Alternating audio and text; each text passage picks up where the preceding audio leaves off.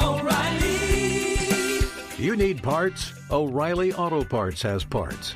Need them fast? We've got fast. No matter what you need, we have thousands of professional parts people doing their part to make sure you have it. Product availability.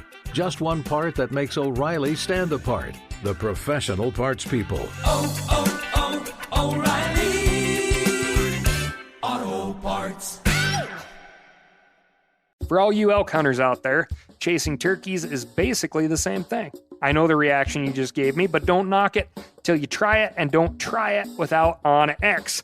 The Hunt app will not only help you find new areas on public ground, but I use it to find out landowner info to get permission on private ground that I see birds on as well. OnX Hunt has a special offer for you. Use code CAL to receive 20% off your membership at onxmaps.com/hunt and find more birds this spring. Hey, I just sat down with the owners and operators of Maui Nui Venison. They're on a mission to balance axis deer populations on Maui while giving back to the community and run a totally sustainable operation. For folks like me who want to get your own meat but aren't always successful, you can become a snack subscriber, get some axis deer sticks sent right to your door. Visit MauiNuiVenison.com. That's MAUINUI. venison.com and use promo code CAL for 20% off your first order.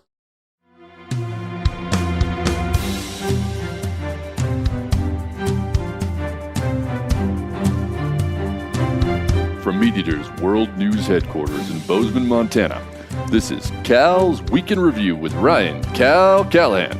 Now, here's Cal. Subbing in for Florida man this week, a Brooklyn, New York man was recently caught on camera dragging 2 large garbage bags full of live eels into Brooklyn's Prospect Park, where he proceeded to dump those eels into the park's 40-acre lake. When confronted, the man protested that he was just trying to, quote, save lives. The Asian swamp eel, aka the rice eel, or Monopterus albus, is about 1.5 feet long and looks a little like the front end of a python. You might encounter eel as unagi in a sushi roll at a Japanese restaurant, and although we don't know where this Brooklyn dumper got his eels, it's possible that he liberated them from one of the nearby live fish suppliers for the city's restaurants.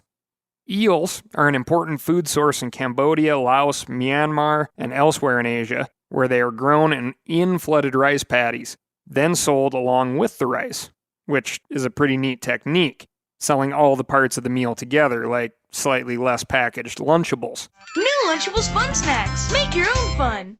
Unfortunately, the Asian swamp eel has become an enormous problem in, you guessed it, the Florida Everglades, where all invasives seem to end up. Accidental or deliberate release, similar to what our Brooklyn friend was up to in the Chattahoochee Basin in southern Georgia, and likely in the Everglades itself, has led to yet another invasive population explosion there, and yet another threat to the Everglades' already stressed native wildlife. Dominic Pabon, a Brooklyn chef and Prospect Park angler, took the video of the misguided eel hero and recorded the man's impassioned argument on behalf of the eels.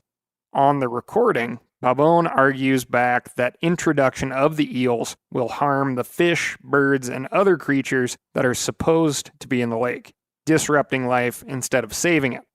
That's some well-developed, off-the-cuff conservation persuasion right there, which hopefully will head off this dumping crusader in the future. Well done, Mr. Pabon. Although Brooklyn is likely too cold for the eels to survive the winter, as Marty Royce, wildlife technician with the Prospect Park Alliance, noted to CBS News 2, they can still do plenty of damage before a winter freeze. They are known for having extremely healthy appetites and eating almost everything that they can fit their mouths around, including other fish, crustaceans like shrimp and crayfish, frogs, turtles, eggs, all manner of invertebrates. In short, you don't want them in your ecological neighborhood.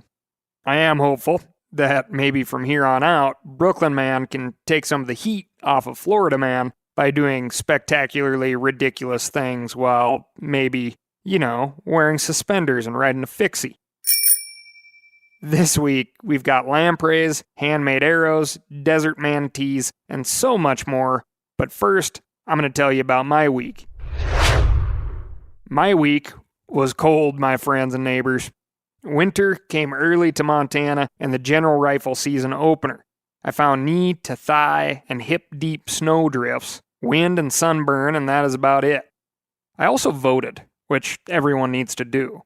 Remember, if you don't weigh in, you don't wrestle. And if you don't vote, you don't reserve the right to complain and moan for the next 4 years. That being said, we'll move on to the snort report, which is what people really want to hear, according to the Ask Hal inbox at least. I'll preface this by saying that, yes, on occasion, I do get tired talking about my own mistakes. But if I didn't have my mistakes to talk about, what the hell would I talk about? So I took old Snort on a long cold walk, which was highly entertaining due to the fact that the snow was very deep and she is not tall.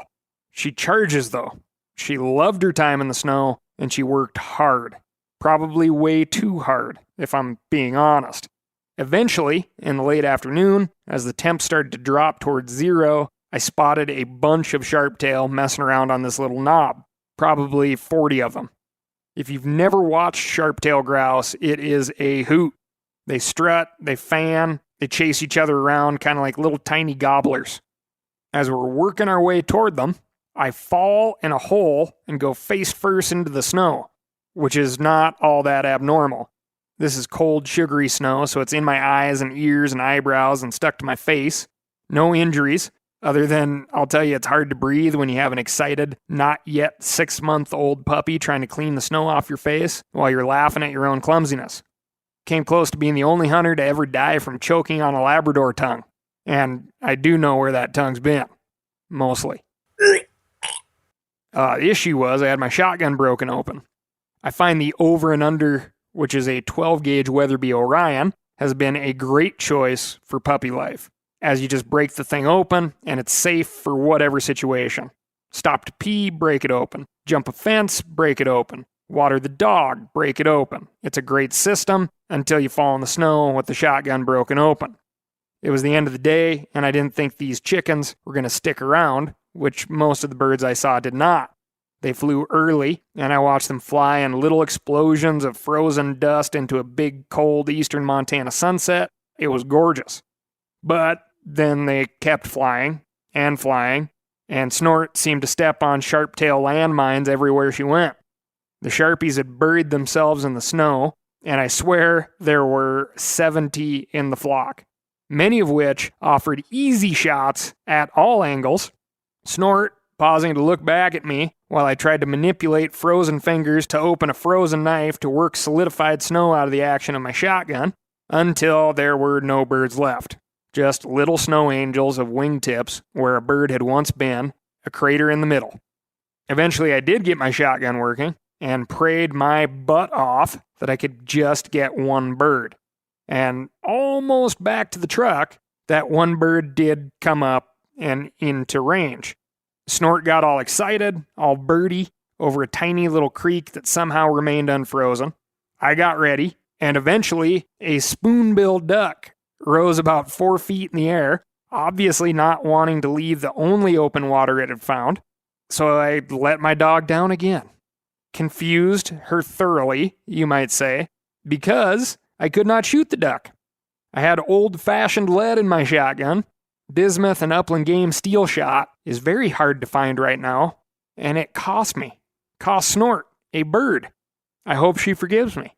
Only time will tell. Moving on to the mail desk. First up, this one from DJ. I've always been a Husqvarna user, but the fact that Steel decided to sponsor a hunting podcast and further donated some equipment to trail projects made me think twice. Because of their support of yours, I decided to give them a go with the Pro Series splitting maul after I broke another handle on the trusty, crusty old garage sale maul I've always used. I overshot the wedge one too many times. Hey man, I've been there. The overstrike collar on the Steel maul was a real selling point. But the quality of Steel, spelled S-T-E-E-L, and construction makes it worth every bit of its high price tag. I split 5 cords immediately after buying it and did not need to take a stone to it once. Also, I was splitting some large rounds requiring the use of multiple wedges, and the sledge side is no worse for wear. It's rare today, but this honestly appears to be a lifetime tool. So please pass this along to whoever at Steel to let them know that they've gained a customer due to sponsoring your podcast. When the time comes for a saw, I'll be shopping Steel, Stihl, and I see some other Steel hand tools in my future. Thank you, DJ. And for those of you wondering, if I forgot to mention that the world's #1 purveyor of chainsaws, Steel, is the sponsor of this podcast, I didn't forget. Old Deej did it for me. Next up, listeners responding to other listeners. You may remember an episode or 2 back, the hunter who wrote in asking for advice after losing their private whitetail hunting spot to some folks who wanted to pay big money in a lease situation. One listener, on the other side of this equation, a landowner who has welcomed hunters onto his Connecticut property for more than 30 years, wrote in to let me know about how beneficial that relationship can be. Not only have these Connecticut hunters taken great care of the land, they have also brought all of their creativity to bear in saying thanks. The landowner received a photo of a handmade arrow that the hunters made as a gift, and we're not talking an Easton graphite shaft. Instead, this arrow is made of red-stemmed dogwood, straightened by heating and bending. It has a turkey feather fletching and an arrowhead hand-knapped out of Hudson Valley flint from nearby New York. The arrowhead and fletching are attached with deer sinew and hide glue. Even the decoration on the arrow was made from iron oxide and carbon black, and the whole package was presented in a glass front wooden case that the hunters also made. We're talking a serious, one-of-a-kind treasure that only these particular 5 hunters who came onto this land could have produced. Now, I'm not saying that all you mugs need to learn how to make and use flint tools, although you'd probably be better off for it. Instead, I'll say to the hunter out there looking for permissions, think about what you do well and what you love to do. How could that translate into expressing your thanks? Are you a musician or a carpenter or an accountant? Could that landowner use a singing telegram to her daughter she's separated from during quarantine? A birdhouse to encourage the bluebirds who fly through the property? Some help balancing the books after the fall harvest?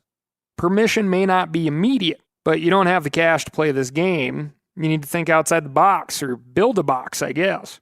And, even more importantly, to the landowner out there who's been hesitating to extend permissions to your neighbors, or who's been considering taking cash in exchange for the opportunity to hunt, this is just an example of there being plenty of value outside of the green kind. Sure, all of us could use a little more cash, but there's friendship, mutual benefit, and who knows what else that can emerge here. It's a powerful way to build the bond that creates civic life. On top of that, many states free the landowner of liability as long as the landowner does not charge for access to the land. Something to think about. Next up, Mike Lee. No, not Utah's Mike Lee. Of course, the rest of this will clear your mind of that thought. Anyway, little nod in your direction, Mike. You looked at what season you had left in front of you and maximized time and opportunity at the intersection of roadkill and happenstance. Great job and way to capitalize. You will have more success in the deer woods next year by chewing on this year's deer that just happens to sport a different set of grill marks. This is the last one from the mailbag, also from a Mike, North Carolina Mike. Myself and a friend spent the weekend fishing for trout on a national forest in North Carolina. We drove back yesterday and were unloading the vehicle. I heard a thump, and then the friend started hollering. He had taken a rock off of one of the creeks and stashed it in his bag. When he removed the bag, the rock fell out and broke his toe. The subject line from Mike's email says it all. My buddy stole a rock from a national forest, and karma was almost instant. Appreciate it, Mike.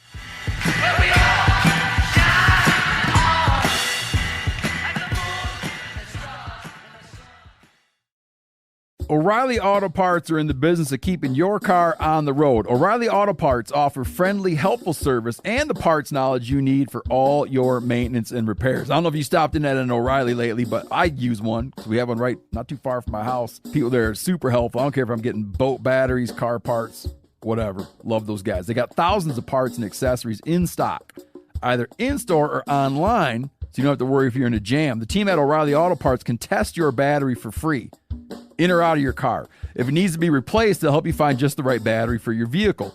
If you need your windshield wipers replaced, a brake light fixed, quick service, they'll help you find the right part or point you to the nearest local repair shop for help. Whether you are a car aficionado or an auto novice, you will find the employees at O'Reilly Auto Parts to be knowledgeable, helpful, and best of all, friendly. The professional parts people at O'Reilly Auto Parts are your one-stop shop for all things do-it-yourself auto.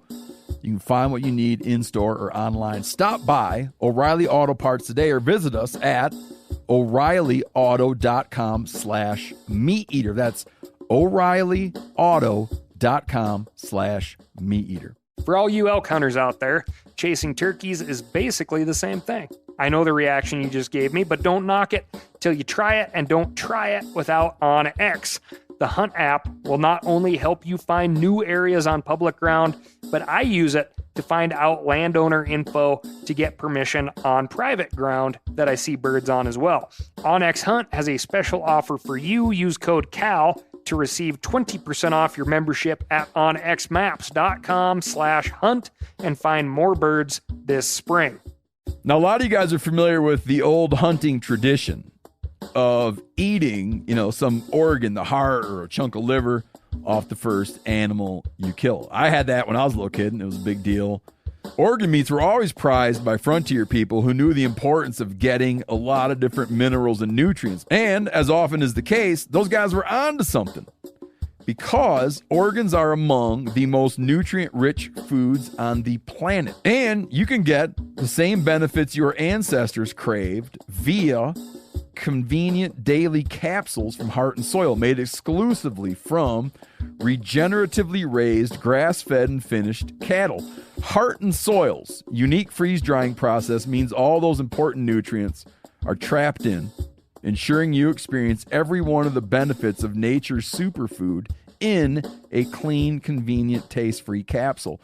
Find out more at heartandsoil.co. And make sure to use code MeatEater for 10% off your purchase. That's heartandsoil.co. Use the code MeatEater. Moving on to the non-charismatic creature desk.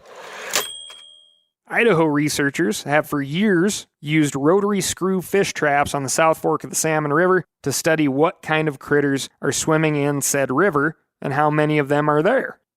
Picture a big aluminum funnel suspended by floats on either side. This is all in the river, of course. The open end faces upstream, the direction the current is coming from.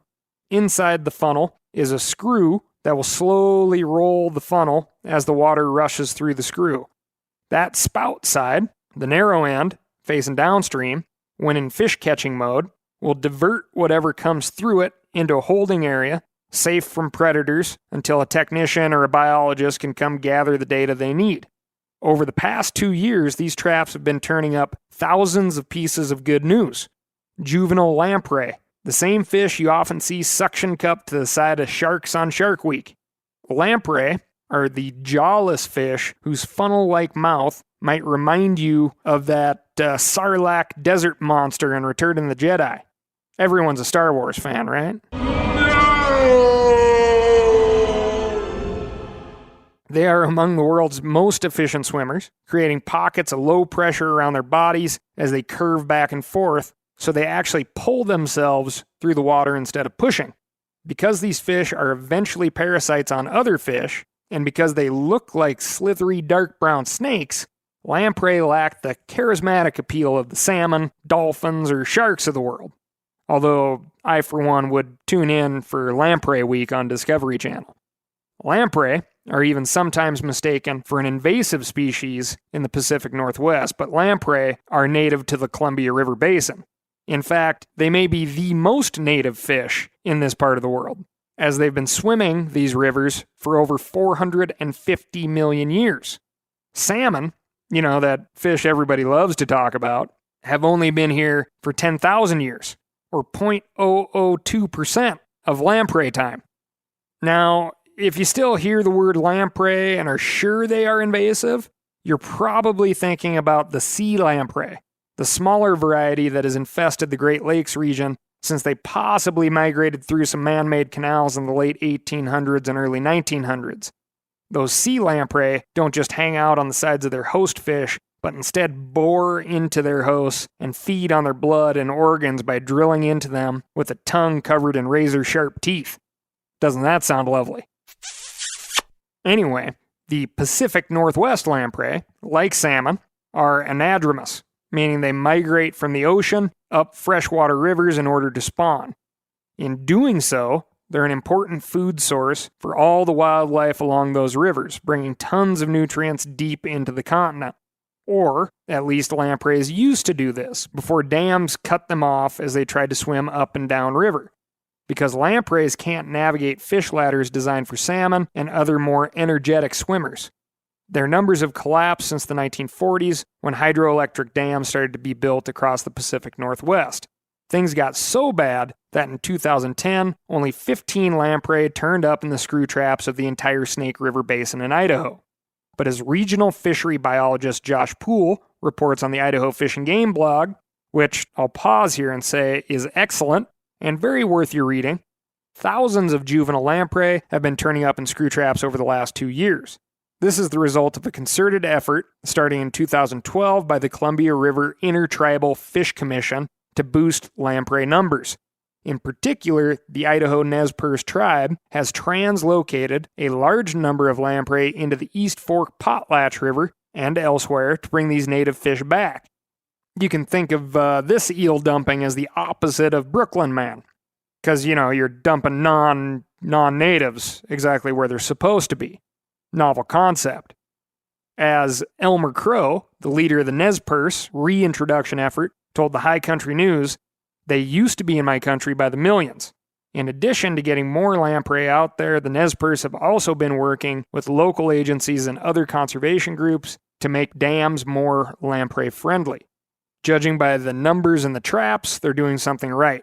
There is a conservation opportunity here. If we work hard on lamprey recovery now, we can keep them off the endangered species list. And that means not only more of those Johnny-come-lately species, the Pacific salmon and steelhead, but also no restrictions on where we all can fish. And that would be an answer to all our lamprayers. Moving on to the Egyptology desk.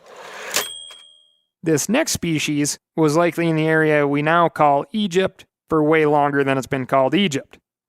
In a recent study presented at the Society of Vertebrate Paleontology's annual conference, the fossilized bones of a creature much like today's manatee were discovered in what is now the desert southwest of Cairo. The modern version of this ancient sea cow, or dugong, looks like a cross between a walrus, a Shar-Pei puppy, and a swimming couch cushion. The fossilized bones date from the Eocene epoch, 56 million to 34 million years ago, and the Oligocene, 34 million to 23 million years ago. So, if you're one of those people that likes to compare everything to how old the pyramids are, this sea cow that swam through what is now desert makes King Tut look like someone who breezed in just a couple of days ago asking which way's the beach. Got a condo made of stoner. And getting back to our call to action. This is my last word before November 3rd. Go vote. There's a lot of noise at the top of the ticket, but remember to drill down to the state and local reps who carry out the will of the people in your particular area. Go to MyReps, MYREPS, at datamade.us. Enter your address and find the folks from president all the way down to county clerk and everyone in between who work for you. Find out where those state legislators or U.S. Congress people stand and hold them accountable for what they have done or what they say they will do. In politics, you never get everything you want, but voting and then bugging your elected officials at every opportunity is the only way to get anything you want from government.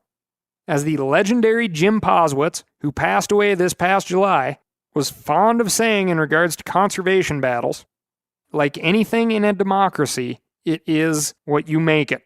And think hard about how you vote because it's going to count for a long time. The writer and farmer Wendell Berry reminds us how long. Quote, "Whether we and our politicians know it or not, nature is party to all our deals and decisions, and she has more votes, a longer memory, and a sterner sense of justice than we do. And if you want to see more and better out of our elected officials, think about running for office in the future and becoming an elected official yourself. Conservation work never ends. And after this election, there will be many, many more elections and many more conservation battles to fight. So go out there, stand in line, and cast your vote. You'll get one of those little stickers that you can put on Instagram." That's all I've got for you this week. Thanks so much for listening. As per usual, let me know how I'm doing, and most importantly, what is happening in your neck of the woods by writing in to askcal@themeateater.com. That's askcal@themeateater.com. Thanks again, and I'll talk to you next week.